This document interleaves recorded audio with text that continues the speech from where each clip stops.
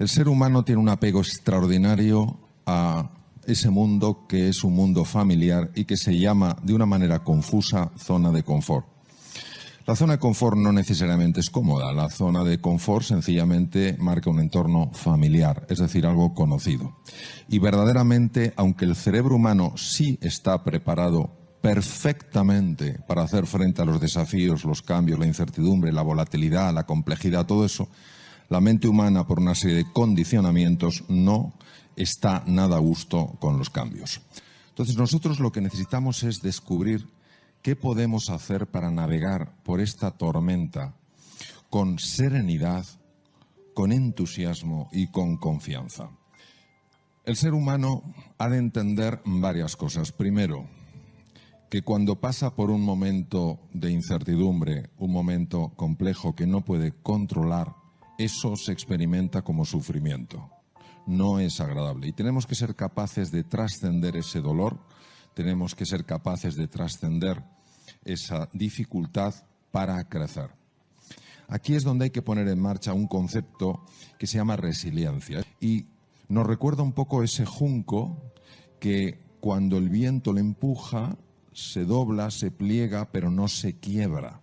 Y cuando el junco ya no está sometido a la presión tremenda del viento, ese junco vuelve. Es decir, la capacidad de resistir un determinado grado de deformación y la capacidad de recuperarse una vez que ha sido deformado, eso define la resiliencia. Entonces, cuando nosotros conseguimos ser resilientes, es decir, conseguimos no quebrarnos ante la presión, no quebrarnos ante el dolor, no quebrarnos ante la dificultad, no quebrarnos ante la incertidumbre, ese junco se hace más robusto.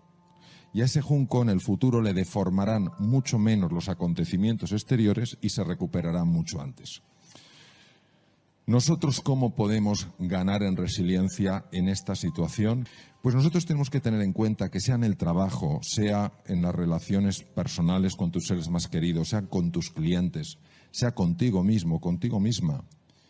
Hay una serie de dimensiones presentes en todo ser humano que si las cuidamos es inevitable que aumentemos la resiliencia, inevitable.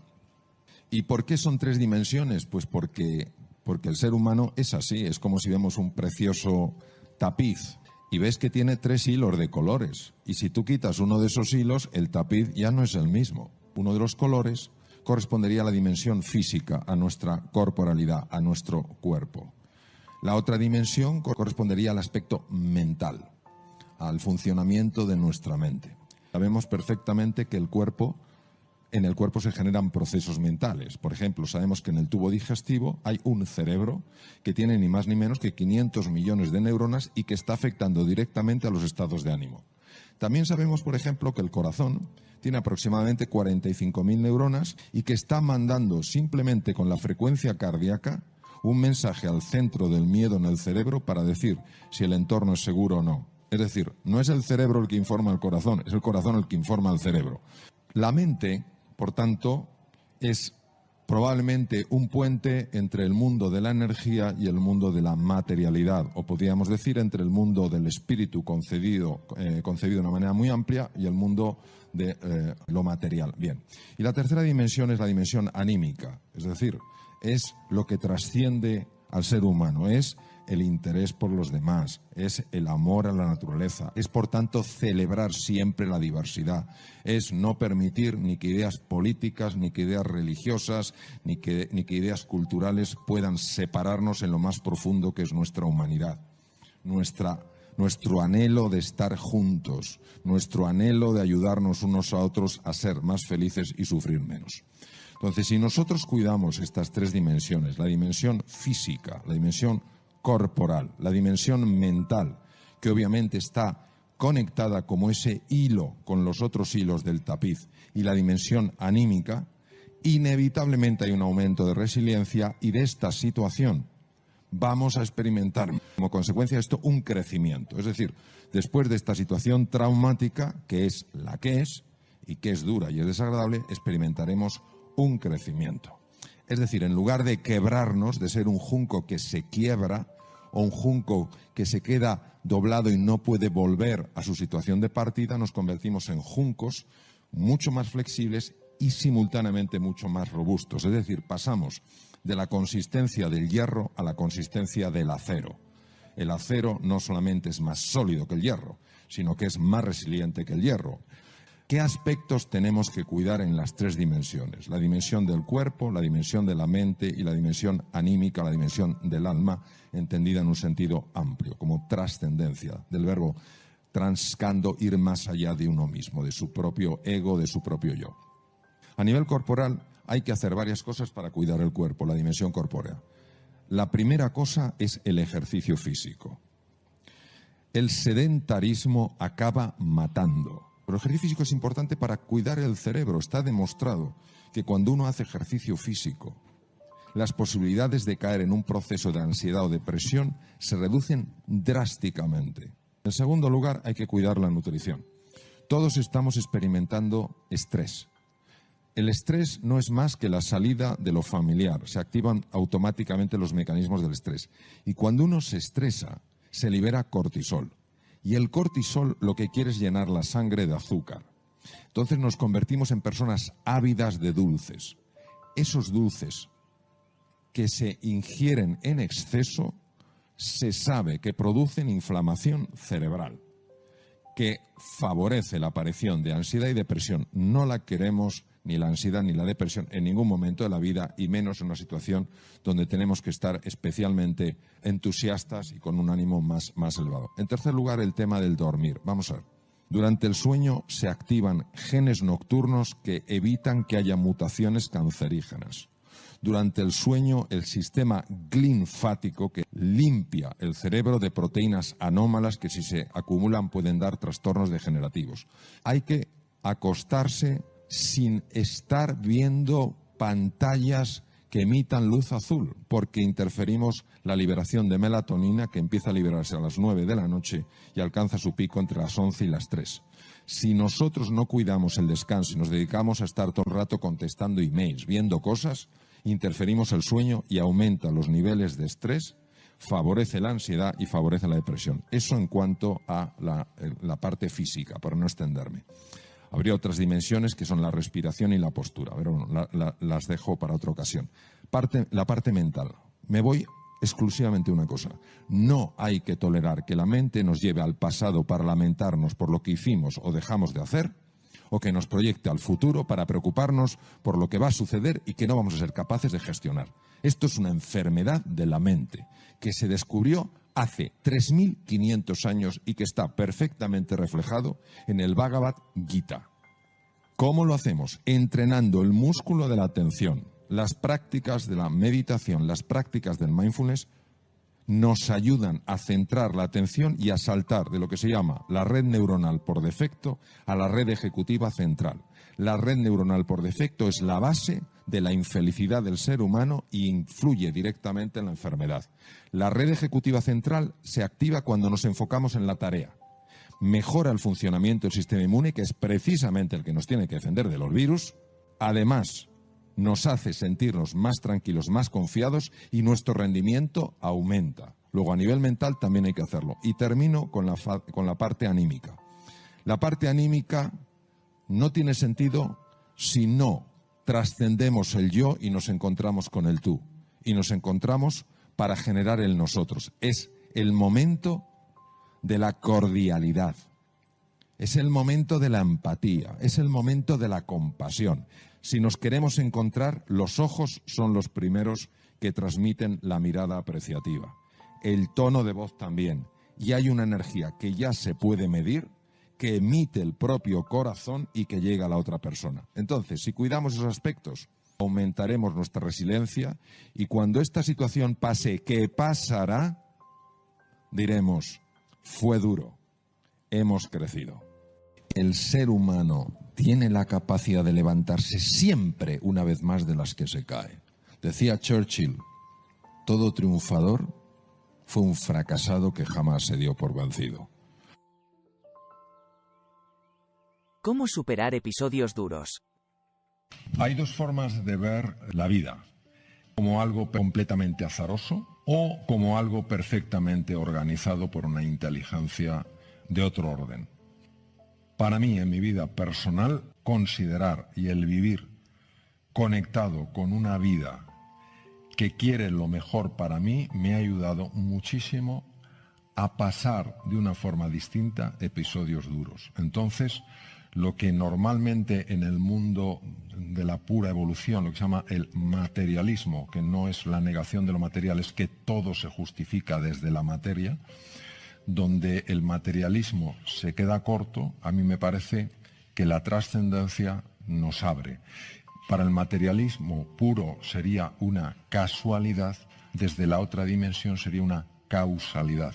Si yo me enfrento a lo que me está pasando y activo la amígdala, seré mucho más incapaz de resolverlo. Si yo acepto esta realidad que esconde una lección que de momento no veo y me abro a aprender la lección,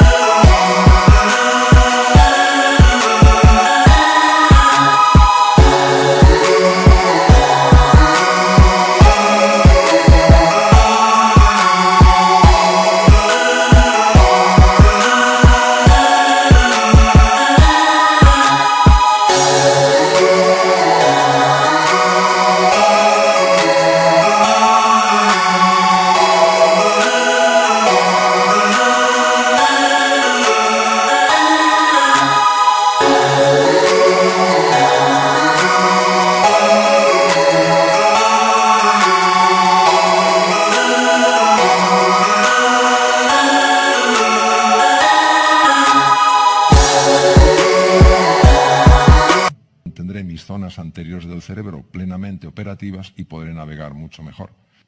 No es fácil, nada fácil mantener la calma si inmediatamente no tomas el control de tu foco. O sea, nada de buscar chivos expiatorios, nada de buscar culpables. ¿Dónde está la solución? Entonces, el foco es rapidísimo cuando tú tomas control en ese sentido. Entonces, ¿a dónde llevo yo el foco? El foco siempre a ganar, nunca a no perder. El foco a la solución, no al problema. El problema ya sabes que está. Cuando nosotros en la incertidumbre solo vemos lo desconocido, lo que no controlamos, lo que no gobernamos, ¿por qué es tan importante establecer una relación radicalmente distinta con la incertidumbre? A veces, cuando uno le da la vuelta a una situación, puede encontrar una oportunidad. Pero si ya la rechaza, si ya se resiste, es imposible. Entonces, claro que va a haber complejidad, claro, la hay, claro que hay peligros, por supuesto, pero no es lo único que hay. También hay oportunidades, también hay posibilidades, también hay caminos. ¿Y por qué es tan importante que asociéis a incertidumbre la palabra oportunidad? Porque quiero que abráis otros cajones en el inconsciente. Cajones de ilusión, cajones de posibilidad, cajones de crecimiento, de evolución. Y cuando tú vas entrenando este lenguaje transformacional, dices, de acuerdo, incertidumbre, es verdad que noto estas sensaciones de incomodidad, pero me voy a posicionar que también hay oportunidad y sabemos que es así. Tú vas trayendo ese registro que va de alguna manera compensando esa sensación de sentirte perdido, de sentirte perdida, y que te ayuda a adaptarte. Biológicamente, esto, ¿cómo sucede? Pues sucede de la siguiente manera, fijaros. En un entorno nuevo, en la nueva realidad, todos vamos a tener que estar muy atentos a lo esencial. Descubrir...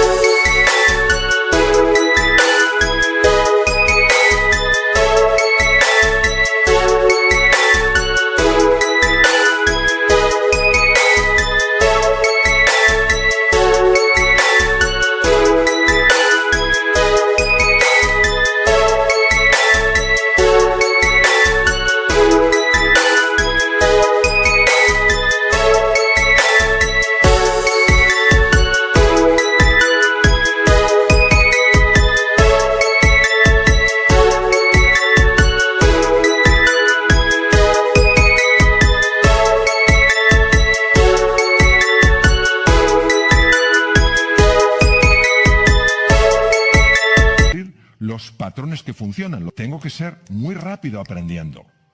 Tengo que ser creativo a la hora de encontrar nuevas soluciones a situaciones en las que no me he visto antes. Todo eso depende de la parte anterior del cerebro, de lo que se llama el cerebro ejecutivo. Pues cuando nuestro detector de miedo, nuestro detector de peligro se activa, todas esas capacidades las pierdo. Por eso, mi propuesta es siempre ir a cualquier terreno marcado por la incertidumbre, y esta realidad, la nueva realidad, lo es, con esa mente abierta, deseando conocer, deseando comprender, deseando explorar, deseando mejorar y deseando evolucionar. ¿Qué es la felicidad? Es un estado de serenidad, es un estado de equilibrio y de paz, incluso en medio de la dificultad e incluso en medio del sufrimiento. Por eso yo diría que la felicidad no es necesariamente un estado emocional, sino un estado de conciencia, una perspectiva sobre las cosas. Precisamente lo único que no nos podrá nadie quitar. Cómo decidimos, cómo elegimos relacionarnos con las cosas que nos pasan en la vida. Y es muy importante que sepamos que eso existe, que necesitamos utilizar eso y que ese espacio de libertad es un espacio que se conquista día a día. Nos sentimos solos, nos sentimos perdidos, nos sentimos en peligro. Y cuando una persona se siente así, cuando una persona está a la defensiva, de manera natural se vuelve irritable. Cuando alguien está irritable, el comentario más nimio puede producir una sensación incómoda en esa persona y reaccionar de una manera, digamos, agresiva o violenta. Si nosotros fuéramos un poquito más conscientes de que solo se crece en compañía con las otras personas, que la cosa más hermosa del mundo es la generosidad, que hacer algo por los demás es la fuente de la felicidad. Si disfrutamos con el éxito de los demás, si aparcamos nuestras envidias.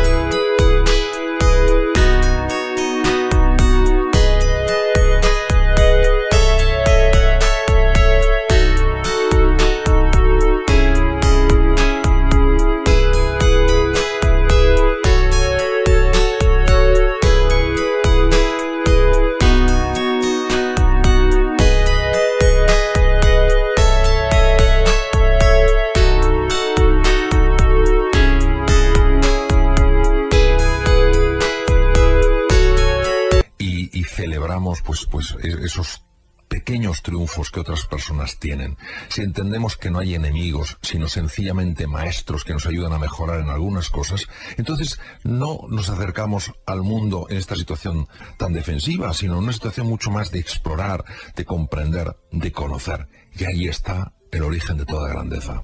Desde mi punto de vista, todos los procesos que lesionan al ser humano empiezan en el egoísmo. El egoísmo no quiere decir que no me pueda cuidar a mí mismo. Es fundamental que me cuide a mí mismo para poder cuidar a los demás. El egoísmo es cuando yo me convierto en el único centro de todo. A las demás personas las convierto en objetos que solo sirven para conseguir mis fines. El origen de toda grandeza es la generosidad. Lo que pasa es que desde el punto de vista del ego, cuando el ego es muy estanco, la generosidad se vive como una pérdida. ¿Cómo calmar la mente? La mente se parece mucho a el agua. Cuando está agitada no se puede ver el fondo, no se puede ver lo que tienes en realidad, ni tus talentos, ni tus capacidades, ni tus energías dormidas. Es la única manera que yo he visto en la que realmente se puede calmar esa mente, es cuando nos observamos en lugar de juzgarnos. Cuando observamos nuestras emociones, cuando observamos nuestros pensamientos, es decir, cuando en lugar de ser los protagonistas de la película, nos convertimos en espectadores de esa película. Solo cuando uno tiene una distancia de perspectiva puede conseguirse que esa mente se calme. La mente tiene dos formas, la forma agitada y la forma calmada. A la forma calmada a mí me gusta llamarla consciencia, que es el darse cuenta. Y a la mente agitada me gusta llamarla la mente confusa, la mente que enjuicia. Entonces, más que la no mente, es la mente tranquila. Se utiliza el concepto no mente porque para llegar a esa mente tranquila hay que penetrar en el silencio. Y la mente agitada no soporta el silencio. La mente agitada solo quiere que estemos constantemente pensando y constantemente moviéndonos. Para...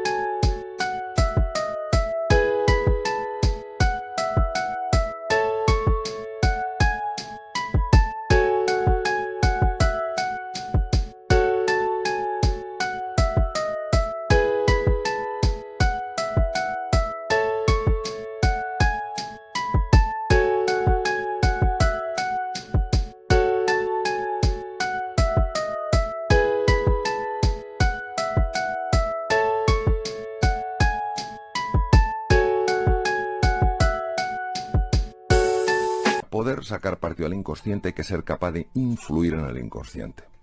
Al inconsciente solo se le influye o con imágenes o con emociones. Cuando usamos la imaginación y las emociones de una forma conjunta, el inconsciente siempre lo recoge. Es decir, al inconsciente no se llega con conocimientos, se llega con experiencias. El dominio de la atención puede ser incluso más importante que la inteligencia que una persona tenga. Saber concentrar la atención en lo relevante y alejarse de tontunas y de distracciones es lo que permite realmente que el aprendizaje tenga lugar. La atención hay varias formas de cultivarla. Es un entrenamiento diario. Una de las formas más potentes que se ha encontrado es lo que se llama mindfulness o atención plena. Este ejercicio de la atención es muy importante y ayuda muchísimo en la vida.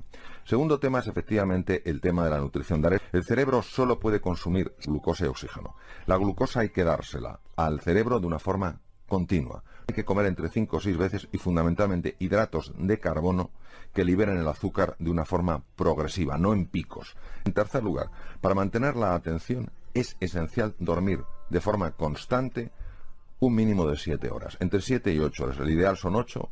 Cuando reducimos las horas de sueño, supuestamente en beneficio de la eficacia, la atención baja radicalmente. Y hay otro punto, que es el ejercicio físico. El ejercicio físico es muy importante porque mejora clarísimamente la atención. ¿Cómo superar el miedo? Tenemos que distinguir dos clases de miedo. El miedo que nos ayuda a ser sensatos y prudentes y el miedo nos lleva hacia el bloqueo. A eso yo lo llamaría pánico. Sabemos perfectamente que cuando el pánico se apropia de nuestra vida hay cambios profundísimos en el riego sanguíneo del cerebro, aquellas áreas cerebrales que nos permiten ver las cosas con perspectiva, tomar decisiones correctas, ser...